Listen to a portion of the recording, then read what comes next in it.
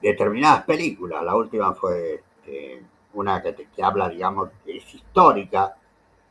Son películas tradicionales, que uno siempre las vio, pero haciendo una distinción entre los hechos que relata la época, etcétera.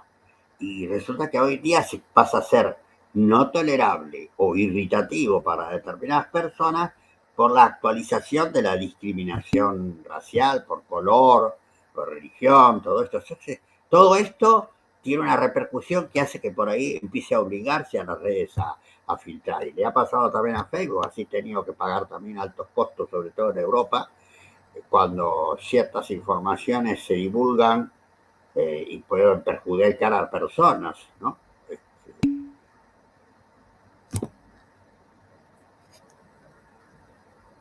Sí, la cultura colectiva, Ahí exactamente. está. Bueno, Bueno, vayamos. Sí, seguimos. cómo no. Bueno, entonces veníamos diciendo que todos estos cambios de evolución tecnológica impactaron directamente sobre la ética, sobre lo social, sobre lo político, ¿sí? Y a qué, digamos, en qué lugar. Bueno, justamente lo que veníamos mencionando recién, ¿no? El tratamiento apropiado de los datos y la información de los clientes, de las personas, de qué forma se distribuye o se cuida esa información, ¿no? De qué forma se utiliza esa información. Después la privacidad de las personas, ¿no? Los datos sensibles, datos desde compras, lugares que visitaron, hasta transacciones bancarias, ¿sí? Y bueno, también la propiedad, la protección de la propiedad intelectual. Este es un caso también muy interesante para ver, porque hubo industrias completas que se tuvieron que rediseñar, tal es el caso de la música, ¿no? A partir de Claro, la proliferación de la música digital, de Spotify, bueno, empezando desde el MP3, ¿no? Para los que tenemos un par de años más. O vamos más atrás, a la copia de CDs, cuando se crearon las grabadoras de CDs, ¿no? Después los MP3 y después los lugares donde se puede escuchar música en línea. Se tuvo que rediseñar industrias completas, ¿no? El caso de la música es icónico, porque hoy en día las ganancias por ahí, las principales ganancias de los artistas está dada por ahí por la cantidad de reproducciones que tienen en YouTube o los conciertos que realizan y no más por la venta exacto. de discos. Claro, fíjense que la tendencia a multiplicar los eventos, los conciertos, las presentaciones, genera un CD y lo primero que hacen es presentarlo, ¿no es cierto? Determinado cantante con predicamento. Y entonces ese impacto de los eventos es el primer ingreso. Y después trae por agregación la compra, digamos, pero también cada vez se inclinan más por hacerlo reproducir y cobrar por la reproducción, por ejemplo, por YouTube. A veces hay que tener mecanismos nuevos para controlar esas reproducciones, porque detrás de esto hay el derecho de autor y es mucho dinero en juego. Además, los derechos de autor se prolongan en el tiempo. Para las personas puede ser 70 años, quiere decir que excede la vida de la persona y es heredada, mejor dicho, la reciben, esa facultad de cobrar esos derechos subsiste en los herederos. Tiene el caso de figuras muy, muy notorias que todavía están las familias recibiendo cifras muy importantes por cada vez que se reproduce esa música. Es decir, hay controles que han evolucionado por el valor de los intereses en juego, pero yo creo que con todos los mecanismos, como pasa con las películas, el streaming y todo eso, comienzan a generarse nuevas situaciones de las que hay que pensar y cómo se controlan para preservar los derechos, porque si no es una forma rápida de evadir los derechos de autor. Sobre todo en la música son claves, como decía Nelson. Yo creo que es más importante no solamente porque está una vigencia por un tiempo de actualidad y después puede volver o comienza a reproducirse menos, pero evidentemente esto tiene mucho significado, ¿no? Es decir, son intereses, es una forma de, digamos, como el autor de libros, en la medida que haya un control sobre la cantidad de libros vendidos y pueda hacerse una adecuada protección de las copias ilegales, y bueno, esa es la llave como para justificar su esfuerzo, es el principal ingreso, ¿no? No el cobro inicial por valor de etapa de la labor hecha, sino por lo que va a cobrar en función de la variable de la venta. Acá en los discos es igual, o en la música, ¿no? Sí. ¿Surreable? Ah, sí. Sí, bueno, es que doy un ejemplito chiquito de mi perfil de programador, que cuando uno copia y pega código de internet, muchas veces esos códigos, muchas veces las librerías son open source, ¿no? Y en el código hay que citar el autor, ¿no? O qué tipo de licencia usa, si usa Apache, GNU, ¿no? O sea, si no estaría de alguna manera infringiendo la ley, ¿no? Claro. Claro, incluso hay rutinas estándares que se pueden bajar y utilizar. Objetos. Sí, y es interesante también, y voy a dar otro ejemplo de cómo esta evolución tecnológica también impactó en la propiedad intelectual. La verdad no sé si hoy se utiliza mucho, poco o nada, pero en su momento Taringa era un lugar donde era un repositorio para bajar libros, películas, software, CDs completos, ¿no? Y fueron llevados a juicio y la justicia los absolvió, ¿sí? Manuales también, López ha trabajado varios, ¿no? Y la justicia, y después de un juicio de 9 años, ustedes imagínense cómo se tuvo que, digamos, todas las instancias por las que tuvo que pasar ese juicio, se vio, entre otras cosas, que por un lado la ley de propiedad intelectual estaba prácticamente obsoleta, ¿no? O por lo menos no se había adaptado en la medida que la evolución tecnológica lo requería, ¿no? Eso por un lado, y por el otro lado sentó precedentes, ¿no? Y junto con Taringa también se plantearon fallos contra Mercado Libre. ¿Por qué? Porque eran sitios que por ahí funcionaban como intermediarios entre alguien que compartía la información y alguien que la descargaba, ¿no? Entonces, bueno, después de un análisis grande, quedaron absueltos. Ese es otro caso también bastante interesante de analizar, de cómo la evolución tecnológica, lo digital, ¿no? Se terminó llevando puesto muchas veces a leyes o a decretos que estaban hace mucho tiempo y que no se terminaron adaptando o se fueron adaptando de forma reactiva, ¿no? Tal cual, hay páginas, ahí López está comentando, ¿no? RapidShare, que también creo que se tuvo que cerrar, ¿no? A partir de eso, y hay otros sitios, pero hoy en día, digamos, hay una cantidad de sitios enorme que ya es imposible de controlar. Marco, ¿querés comentar el caso de Meulov?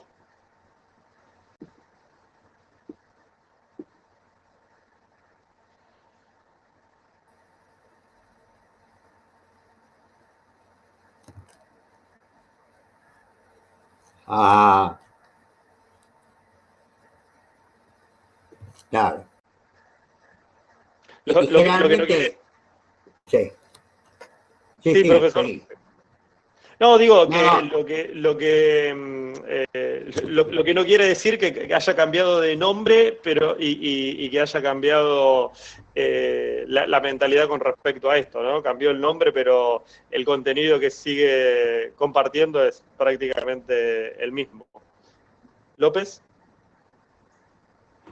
Sí, o sea, hablando con respecto al tema del agujero legal que sufrió tanto Mega Upload, ahora actualmente Mega, como Taringa, como hoy por hoy puede ser Compucali o otros sitios que los cuales argumentan para, digamos, cubrirse legalmente y por otro lado no cumplir con la ética, por ejemplo, con respecto a la propiedad de autor, que te permiten descargar o violar, digamos, ciertos derechos de autor, por los cuales uno se puede descargar PDF, bajar películas, descargar música.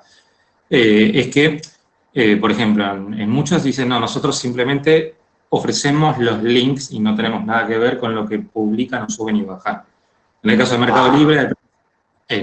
Mercado Libre, al principio decían que ellos eran simplemente un intermediario y que no eran responsables de las publicaciones. Después cuando tuvieron, hace ya estos muchos años, temas legales con respecto al tema de que como también por otro lado te cobran un porcentaje, son solidariamente responsables también del contenido que publican. Y si ellos detectaban que vos estabas infringiendo algo, empezaron a prohibir las publicaciones, aunque más allá de que es una opinión más personal que de otra cosa, tenía que ver también más con que había muchas empresas que fomentaban o arreglaban con Mercado Libre que controlaran aquellos que estaban comercializando sus marcas como para evitar que que estén vendiendo digamos, o infringiendo alguna ley o norma de ellos en lo que es lo que tendría que ver con la marca. Pero correcto. bueno, Sí. son cosas que todavía hoy por hoy es más rápido el avance tecnológico que la reglamentación de leyes que tenemos. O sea, no, por eso a veces se producen estas cosas con tecnología. Yo diría que en estos momentos, más allá que cada vez se norma un poco más, lo más efectivo, pero se da con los grandes actores, como pasó con Facebook, como pasó con Google, son los juicios, los mega juicios que se arman, por ejemplo, en Europa, en Estados Unidos, donde le ponen, no sé, 4.000 millones de dólares que tiene que dar como indemnización por el uso de tal cosa. En ese caso, sí, actúa disuasivo, porque nadie va a desprenderse de semejante cantidad de dólares simplemente porque se encapricha con algo. Entonces tiene que casi, se ve forzado a cambiar por su propio interés. Pero después, en los otros casos, se hace más difícil. Se hace más difícil porque los intereses del juego no son tan lapidarios. Tal vez esto va a empezar a pasar cuando alguna empresa lo obliguen a cerrar por la sanción que le pongan. Eso va a llegar a pasar, pero por ahora no es tan así, ¿no? Son juicios que hay pocos elementos para la justicia para ser terminante en algunos casos. Creo que a poco se empieza a nivelar esto, pero no sé cuánto va a llevar. Bien, Sí, bien, bueno, vamos avanzando. Dimensiones éticas, sociales y políticas.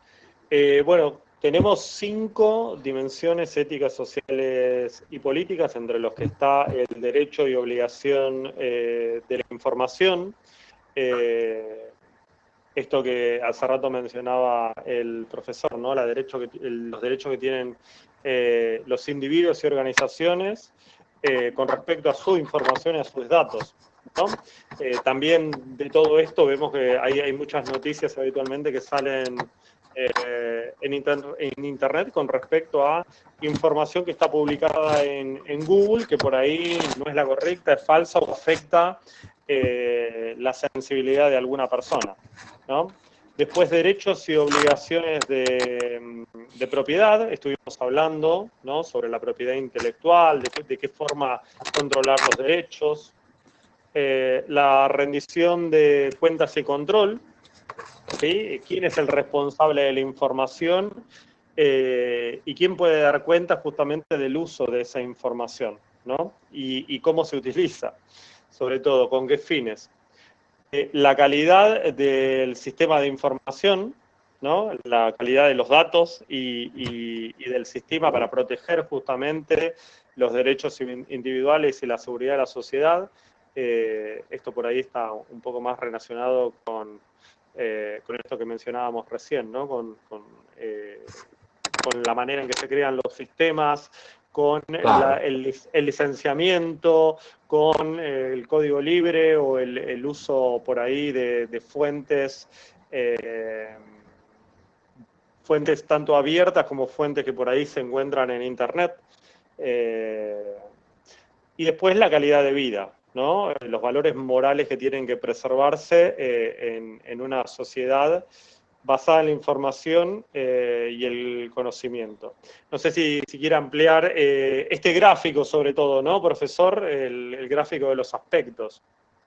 Sí, de alguna manera está expuesto los distintos aspectos en forma de sectores, digamos, el impacto que tiene en cada concepto. Está hablando de que hay implicancias sociales, políticas y, digamos,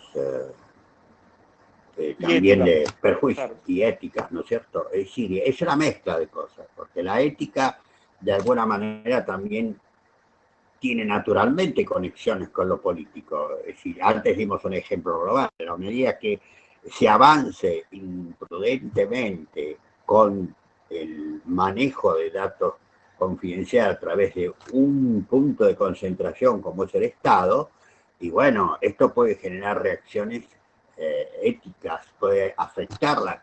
Es un actor ético que afecta como consecuencia de una actitud política a los ciudadanos. Entonces, los ciudadanos pueden reaccionar y en algunas sociedades, más que en otras, tienen un respaldo basado en las garantías constitucionales para sus libertades y sus derechos, ¿no?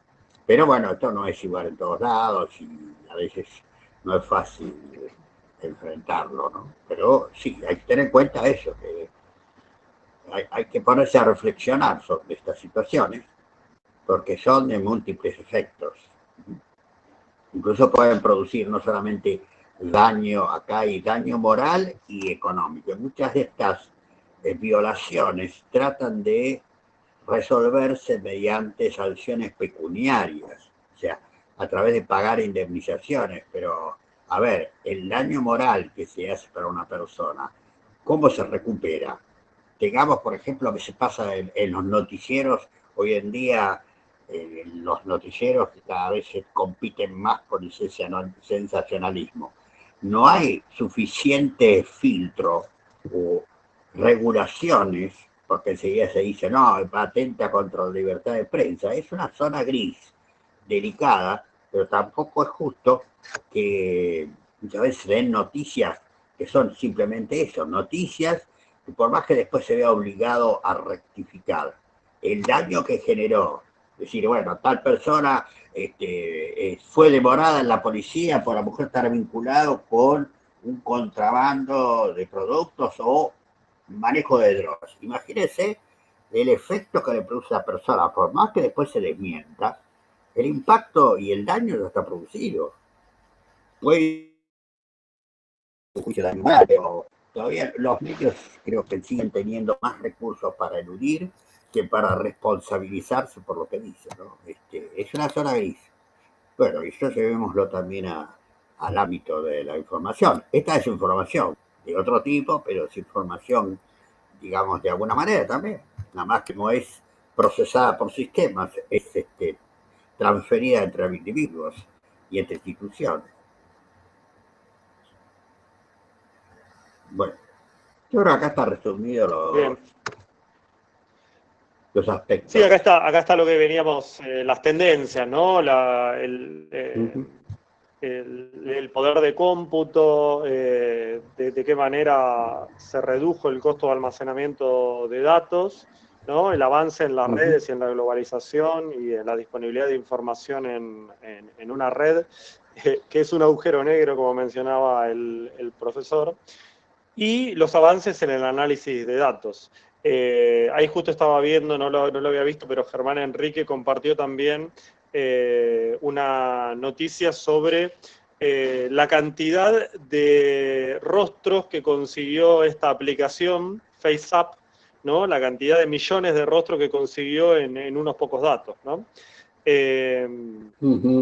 Ustedes saben que ahora las últimas tendencias tecnológicas están por ahí dadas sobre las analíticas de video, machine learning, ¿no? Y a partir justamente de rostro, se van entrenando los distintos motores que existen, los distintos motores de búsqueda, ¿no? Entonces, al tener el rostro y el rostro claro, vaya uno a saber cuál va a ser el uso que va a tener en su momento. Bueno.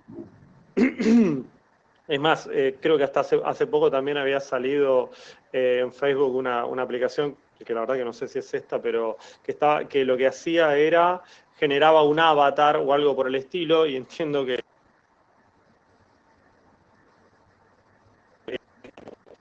¿no?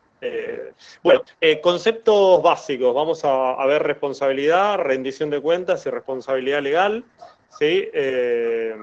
Bueno, la responsabilidad, obviamente, es un elemento clave del comportamiento ético, y de nuevo, repasemos que estamos hablando del comportamiento ético no solamente de las personas, sino también de las organizaciones, ¿no? La rendición de cuentas, ¿sí? Trata, bueno, justamente de los mecanismos para determinar quién hizo y qué va a hacer, ¿no? Con la acción o con la información o con un determinado hecho. Entonces, quién hizo y qué va a hacer y de qué forma se va a hacer cargo, ¿no? Y después la responsabilidad legal, que es ampliar por ahí la responsabilidad que poníamos en el primer punto a un ámbito legal, ¿sí? Nosotros cuando hablábamos hace rato de ética decíamos lo que está bien y mal del comportamiento. Ahora, cuando hay una responsabilidad legal ya estamos hablando de que está bien o mal a los ojos de la ley, ¿no? Bueno, reflexiones básicas. Esto se los dejo si quieren para que lo lean, ¿sí? Hay mucho de lo que estuvimos hablando. Tampoco lo fuimos tocando. Sí, lo que fuimos tocando. Tal cual. Entonces, vamos a verificar los pasos que hay que realizar para poder generar un análisis ético, ¿no? de una situación o de una acción. Los pasos serían, por un lado, identificar y describir los hechos con claridad, ¿no? ¿Quién, cómo, cuándo? Y generalmente, bueno, lo que se solicita en estos casos es que esté libre de subjetividad, ¿no? Que sea el hecho objetivo. Muchas veces eso se complica porque habitualmente el que lo relata pone su subjetividad, ¿no? Pero bueno, la idea es que sea lo más claro posible, ¿sí? Para tratar justamente de comenzar el proceso. Después claro, definir sí. Delimitar el impacto emocional sobre el hecho concreto, ¿no es cierto? A veces hay impactos emocionales que exceden en mucho al hecho real, pero bueno, en definitiva no puedo decir que eso es lo que vale para la persona, pero a veces es necesario, digamos, buscar un equilibrio, ¿no es cierto? Un equilibrio que esté nada más centrado en la posible descripción objetiva de los elementos que están cuestionando. Tal cual. Sí. Bueno, después el segundo paso es definir el conflicto o dónde nosotros encontramos que hay algún tipo de dilema entre un dilema sobre los valores, ¿no? Que están involucrados, si son del tipo ético, social, político, Se hacen, referencia a valores superiores, valores superiores, ¿no? Libertad, privacidad, protección de la propiedad, el sistema de libre empresa, y acá hay mucho más, ¿no? Tenemos confidencialidad, tenemos, de todo, ¿no? Entonces, el primer paso, identificamos y describimos los hechos con claridad. El segundo, definimos el conflicto. El tercero es identificar a las partes, ¿no? A todos los participantes de este dilema ético. Y cuál es el objetivo que cada uno de los grupos persigue, ¿no? Y los últimos dos pasos, identificar o plantear las distintas opciones de resolución razonables, ¿sí?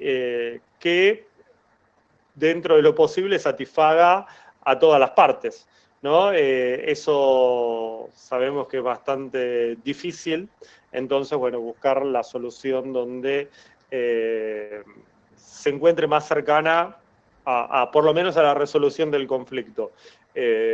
Como recién mencionamos, muchas veces en estos casos no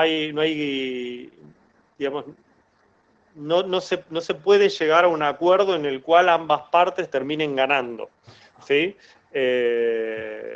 Siempre hay un perdedor y un perdedor, o un gran perdedor, mejor dicho, y alguien que gana, ¿no? Claramente en el caso que mencionamos de Taringa, el gran perdedor, si se quiere, fueron la propiedad intelectual y los derechos de autor, ¿no? Y por último, identificar las consecuencias potenciales de las acciones, ¿no? Entonces, repasando, identificamos y describimos los hechos con claridad, cuál es el conflicto, ¿sí? O los valores que están involucrados, identificamos a las partes y los requerimientos que tiene cada uno de ellos, planteamos posibles soluciones y vamos a tener que identificar de las soluciones que planteamos, cuáles son las consecuencias potenciales. Mencionábamos anteriormente que, por ejemplo, hay casos en los cuales, sobre todo para lo que es legal, una vez que está el precedente, ese precedente es válido para cualquiera, es válido y es citado para cualquiera de los juicios que quieran avanzar sobre, digamos, que estén encuadrados dentro de esa misma temática. Y eso se ve no solamente a nivel intelectual. Ya vieron, no sé, en el caso de Argentina con los fondos buitre, cuando ganó uno, se sumaron al juicio el resto de los acreedores, tal cual. ¿Por qué? Porque había un precedente. Lo mismo con el sistema jubilatorio, cuando hubo un juez que dictó una sentencia a favor del 82% móvil, llegó la catarata de juicios basándose justamente en ese precedente. Entonces, pueden ser muy grandes las consecuencias que tenga una de las soluciones, ¿no?, que se plantee. Uh-huh. Reglas éticas y generales. Estas son reglas que la verdad que para que ustedes las lean y las analicen, ¿no? A ver si... tiene que ver con las conductas sociales, sí, ¿no?, de las personas. Si alguna se cumpliera, si tuviésemos la capacidad de militar antes de accionar, muchos conflictos se reducirían muchísimo, otros se evitarían. Pero a veces los componentes emocionales no nos permiten respetar, rajatabla, todas estas cosas que son lógicas, ¿no? Sí, tal cual, son lógicas, pero habitualmente en el día a día y con los intereses que hay, exacto, ¿no? Los intereses juegan un papel fundamental en estas reglas éticas generales, ¿no? Las repasamos y después les pido a ustedes que las lean un poquito más en detalle, ¿sí? haga a los demás lo que quieren que les hagan a ustedes. Si una acción no es correcta para todas las partes, no lo es para nadie, ¿sí? Si no se puede tomar una acción en forma repetida, no es correcto tomarla de ninguna forma. Tome la acción que le permita obtener el mayor beneficio, ¿sí? Hay muchas de estas, a ver, de nuevo, como mencionaba el profesor, hay muchas que se tienen que dar en conjunto, hay otras que son reglas generales, hay otras que por lo que veo chocan un poco entre sí, ¿no? Pero bueno, hay que pensar justamente en estas reglas porque es un límite también muy chico el cual, en el cual nosotros tomamos una acción, ¿sí? Y hay una parte involucrada. Como mencionamos habitualmente, yo voy a tomar una acción buscando mi beneficio, por ejemplo, o el beneficio de la organización para la cual trabajo o represento, y lo mismo va a querer realizar la contraparte, ¿no? Y bueno, muchas veces surgen dilemas éticos, morales, de todo tipo en esa discusión que parece relativamente simple, o ese intercambio, ¿no? Tome la acción que produzca el menor daño o el menor costo potencial, ¿sí? Un poco con la sexta regla que mencionábamos anteriormente. Suponga que casi todos los elementos tangibles o intangibles involucran a otros, entonces lo más probable es que la acción que nosotros tomemos, bueno, afecte justamente a otras partes. Lo dejo para que lo revisen, ¿no? Son el ideal, pero bueno, hay que buscar justamente un equilibrio en todo esto. Algunos dilemas éticos del mundo real. Bueno, los sistemas de información, ¿sí? Crearon nuevos dilemas éticos, ¿sí? Y acá vamos a presentar 3 ejemplos por lo menos, ¿no? Las compañías telefónicas que utilizan la tecnología de la información para reducir sus dotaciones a través de la automatización de procesos. Estuvimos viendo automatización y también hay uno de los equipos que tiene justamente el tema, es un tema interesante en cuanto a lo tecnológico, pero también en cuanto a lo social, ¿no? Veíamos que cuando se implementa la automatización, la organización se aplana, ¿sí? Porque por ahí hay sectores que dejan de existir, ¿sí? Pueden ser operadores, pueden ser niveles medios de control. Entonces, bueno, es un avance, por un lado, tecnológico, en detrimento de un dilema ético, ¿no? Después, el uso por las compañías industriales que buscan perfeccionar y expandir el uso de sistemas de información más evolucionados para aumentar la productividad de los trabajadores y reducir sus costos laborales, ¿sí? Veíamos al principio de nuestra cursada que lo que buscan las organizaciones justamente es la eficiencia, ¿no? La eficiencia para poder subsistir, para poder obtener mayores ganancias, y habitualmente, bueno, es en detrimento de los trabajadores o de sus condiciones laborales, o sobre las decisiones que se tomen sobre ellos. Un ejemplo, si me permitís eso, un ejemplo sí. muy, muy claro de esto que estamos diciendo, que yo pienso que no pienso, estoy convencido, y además los hechos de alguna manera, este ejemplo que vamos a dar anticipa lo que está pasando en otros rubros. Y esto se va a acelerar y va a generar, sin lugar a dudas, conflictos sociales muy serios que va a haber que dirimirlo de alguna manera. El caso de las instituciones financieras.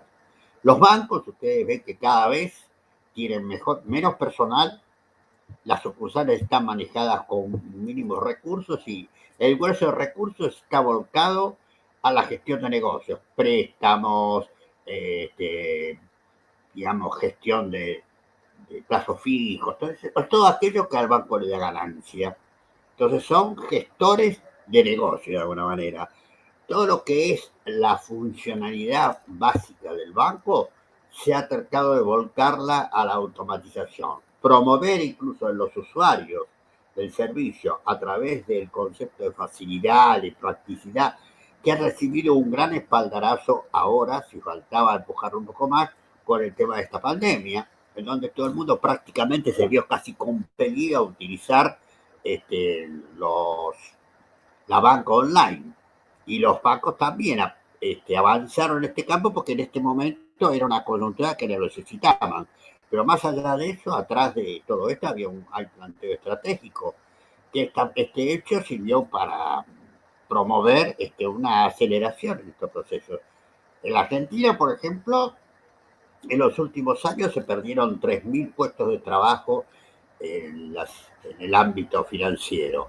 Es decir, y tal es así que por estas razones ahora hay un avance sobre digamos, las empresas financieras, los fintech, ¿no es cierto?, las tecnológicas, porque precisamente los bancos ahí se sienten que ellos están mucho más controlados. En el fondo hay una razón ética y de seguridad de quien opera con estas instituciones. Un tipo de regulación tiene que haber. Lo que pasa es que los bancos agitan la bandera porque de una forma quieren condicionar la competencia. Una competencia que se hace en base a menores costos porque además tiene menos regulaciones. Entonces pueden hacer cosas que un banco no puede hacer. Pero yendo al punto que estábamos planteando, la aceleración de la automaticidad y la transformación de los procesos por vía de sistemas y tecnología ha sido muy acelerada y poco a poco yo creo que cada vez empieza a ser más real la idea o el modelo objetivo del banco automático. Esto está en las miradas de instituciones, los cambios a veces son un poco más lentos, pero se ven muy profundizados porque es una forma también de hacer que las instituciones tengan dotaciones más chicas, logren mayor flexibilidad en el manejo de las relaciones laborales, bajen los costos promedio de los que quedan, más allá de reducir la gente, los que quedan a cumplir funciones más elementales, que son suplidas en su diferenciación, que es otra cosa. La automatización lo que va haciendo, y como dijimos recién, que va achatando, es decir, los perfiles de los puestos cada vez son más elementales, porque una cantidad de cosas se resuelven técnicamente a través del manejo con inteligencia artificial. Esto se va a acelerar. Entonces, ¿qué pasa? Si un puesto, digamos, su participación en el proceso es menos significativa, le voy a pagar menos. Porque si no está, lo reemplazo por otro rápidamente. Tengo sistema de autocapacitación, o sea que no tengo una traba de nivel de conocimiento, una barrera de conocimiento. Esto hace que las rotaciones sean mayores y que la gente cada vez gane menos. Esto pasa también con los niveles gerenciales. Las gerencias intermedias, si uno va a Estados Unidos, bajaron como un 30% la retribución anual promedio, que es la forma característica donde Estados Unidos se mide cuánto gana una persona, ¿no es cierto? Pero esto se traslada a todos los puestos del trabajo. Entonces creo que es un buen ejemplo para que lo tengan de referencia de lo que dije. Sí. Bien, buenísimo, buenísimo, sí, sí, sí. Bueno, continuamos. Bueno, también los controles que establecen las organizaciones sobre los recursos, ¿no? Esto ya dio un caso, hace rato que me hicieron un comentario sobre justamente un caso de esto, ¿no? ¿Para qué utilizan el correo corporativo, el uso de Internet, el celular dentro de una organización? Hay empresas que tienen bloqueado el uso de Internet, o que hacen un control muy estricto de las horas laborables, ¿no? Por ahí en sistemas es complicado ese esquema, pero bueno, hay organizaciones que tienen que tener controles muy estrictos y tienen que estar muy regulados, ¿no? Entonces, bueno, ahí tenemos también una serie de dilemas éticos entre lo que un empleado debería hacer dentro de una organización, ¿no? Cuáles son las condiciones de trabajo que debería tener, y bueno, lo que realmente pasa o que la organización requiere, ¿no? Bueno, derechos de información, privacidad y libertad en la era de Internet. Vamos a revisar algunos conceptos, ¿no? Privacidad, por ejemplo, es bueno justamente resguardar por ahí la posibilidad de que un individuo se lo vigile, se lo contacte, se lo moleste, ¿no? Por otros individuos, organizaciones, ¿sí? Incluyendo, bueno, también el Estado. Vemos que los derechos a la privacidad pueden verse afectados, es más, son afectados constantemente. Sí. Y hoy en día más, ¿no? Porque digo, muchas veces hasta se solicita que los empleados den su número personal de teléfono para contacto laboral también, ¿no? Sí. También. Las tecnologías, ya vimos ampliamente que las tecnologías y los sistemas de información amenazan contra los derechos de las personas y las organizaciones también, ¿no?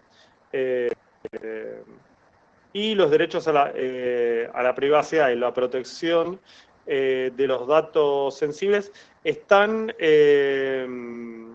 protegidos, pero están protegidos también de forma muy dispara a nivel mundial, ¿no?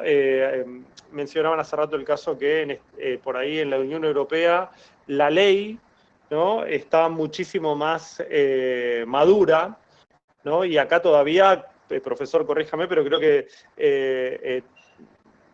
es obsoleta y todavía no se empezó a tratar con profundidad, ¿no? Sí, Las modificaciones. hay proyectos que prácticamente se equiparan con la línea más avanzada que tienen las leyes europeas, ¿no? En Europa incluso son más rígidas en determinadas cosas, más, no sé si llamarlo invasivo, más, de alguna manera, más invasivo sobre estas cuestiones, o actúa con forma más activa en Estados Unidos, ¿no? Incluso por idiosincrasia, bueno, por el peso que se le da a este tipo de cosas, versus, porque por supuesto, cuanto más se regula, más tropiezos se obtienen en el desarrollo de las actividades, por lo tanto, baja la productividad. Lo que pasa es que busca un balanceo. No se puede jugar con componentes sociales y éticos para preservar la agilidad de las operaciones, la búsqueda de ventajas económicas. Entonces es una balanza difícil de manejar, pero yo creo que este equilibrio cada vez va a ser una de las llaves el manejo de los acuerdos sobre estos tipos de situaciones que a veces se hacen cada vez más difíciles de controlar o requieren una regulación más profunda, ¿no? Sí, Romero. Matías. Sí, yo quería sumar un caso que escuché hace poco con este tema, que el caso de Google Argentina, en donde una persona aparentemente había perdido su cuenta, el acceso a su cuenta, y bueno, la cuestión de que fue a reclamar que, bueno, la cuenta le pertenecía a ella, tenía datos privados o datos que eran de importancia para esa persona, y Google de Argentina básicamente le dijo que tenía que ir a pedírselo a lo que era Google Estados Unidos, ¿no? Entonces, una vez que le el tema de que, bueno, la persona esta evidentemente estaba más o menos interiorizada en el tema de datos personales y fue a la agencia pública de Argentina, donde en teoría se regulan todas estas cosas, y en base a eso le emitieron bueno, como si fuese una multa a Google, ¿no? Y acá también está un poco esto de que hablábamos de que la ley acá no es tan firme, ¿no? De que la multa eran 300.000 pesos o no llegaba a 300.000 pesos, lo cual imagínense que para Google, ¿no? Desde afuera